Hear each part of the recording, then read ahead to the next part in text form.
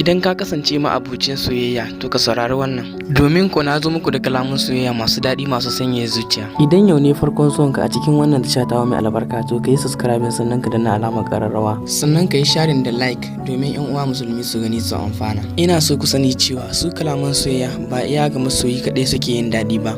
Hatta a zaman ku na zamantakewa ka furta ma mutum kalmar soyayya ko kuma kai mai kalma mai daɗi zai ji daɗi a ransa.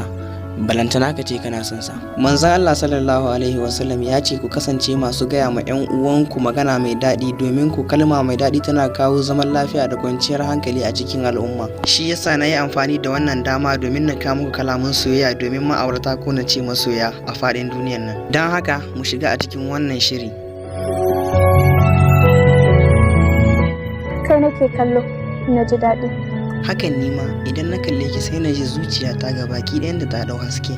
Da kai nake waya na yi dariya. Nima idan na kasance muna waya da ni da ke sai in ji farin ciki mai yawa a cikin zuciyata. Da kai zan rayu Mahmud, na cika burina. Haba Zainab, ni da na rasa ki gara na rasa duk wani abu da na mallaka a cikin wannan duniya. Kai kaɗai za ka daina kula ni na shiga damuwa. Ta yaya za a yi na daina kula ki bayan ke kaɗai ce na baiwa ragamar rayuwata da zuciyata baki ɗaya.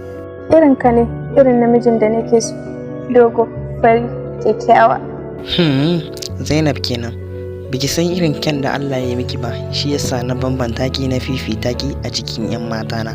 Fuska fara, zuciya fara, uwa uba, ga farar aniya. Farin wata, sha kallo, tauraruwa kike ado na samaniya ya ke masoyiyata. Hakika kana cikin jikina kamar rai, sannan kana cikin zuciyata kamar jini. Da ni da ke mutukar raba, idan ma akwai abin da zai iya raba mu to mutuwa kaɗai ce, saboda na saka ki a cikin ƙoƙon zuciyata.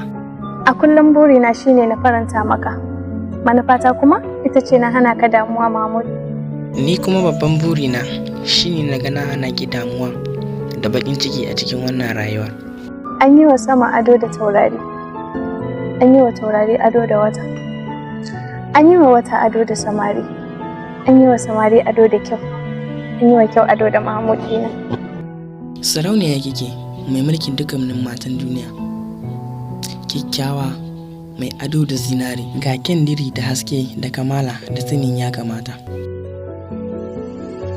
A nan muka kawo ƙarshen wannan kalaman soyayya da muka kama ku a yau, sai dai mu sake haduwa a bidiyo na gaba.